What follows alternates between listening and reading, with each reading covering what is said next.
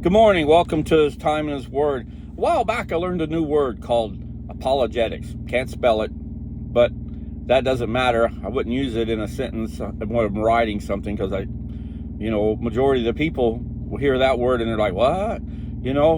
But I was listening to a message, and that was kind of the opening line, the opening paragraph of the message. And as I listened, I understood what the meaning of the word was from the message.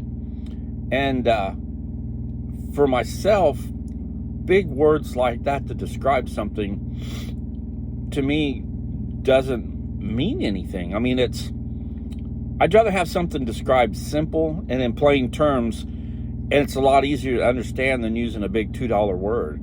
But that's just me.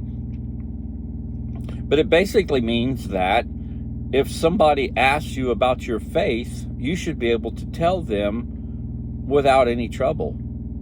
In other words, be a good witness, whether it's in when you're visiting with somebody, or your actions, or how you live life.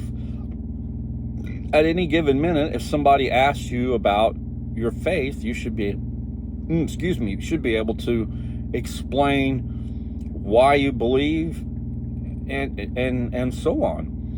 But every now and then I'll think about that word, and I kind of chuckle about it, because here's this huge word that basically means you should be able to describe and tell somebody who you believe in. In 1 John, the 5th chapter, it says in verse 10, it says, "The one who believes in the Son of God has the testimony in himself. The one who does not believe God has made him a liar, because he has not believed in the testimony that God has given concerning his Son. And the testimony is this, that God has given us eternal life, and his life is in his Son. He who has the Son has life. He who does not have the Son of God does not have the life. These things I have written to you who believe in the name of the Son of God, so that you may know that you have eternal life." That's a long way of saying what I just said. If you're a Christian, you should be living that life. You should be talking and telling people about that life. On the back of my trailer, I had my website, my YouTube site, and my Facebook site put on the back of the trailer. And I had somebody the other day ask me, "What's all that mean back there?" Opportunity to witness. And I never even looked at it that way. I was looking at it to share the sites that I have, and then you can go to the website to purchase my book, and I almost got the other one done. But I look at things for a chance to share with people about the God I love and the God who has given me eternal life. And if that means that's a big $2 word of apologetics, so be it. But like I said, I tend to look at things more simple,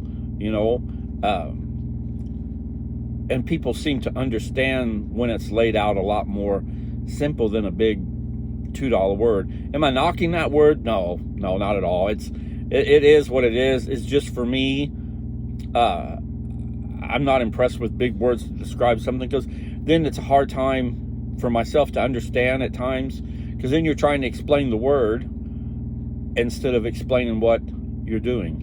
You know what I mean? So if somebody was to ask you about apologetics, they'd have to explain what apologetics is, and then you're like, well, why didn't you just say this?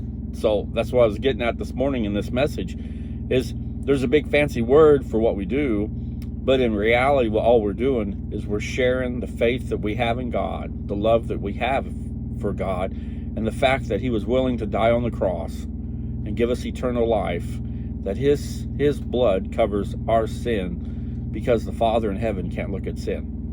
That's pretty simple. That's pretty simple, pretty basic. But everybody wants a big fancy word for something, and that's just not me. I just like trying to keep things real simple and basic, and that's just the way it is. So as you go forward today, if you want to think about that big word, apologetics, think about it, but think more about the meaning. Think more about, if somebody was to ask you, why do you believe in Jesus Christ? Can you answer that question and tell them why you're a Christian, why you believe in the love of Jesus, and why you follow him? That's all that matters. Whether you use a big $2 word to describe what you're doing or not is irrelevant. But being able to describe and defend your faith, that's the important part of it.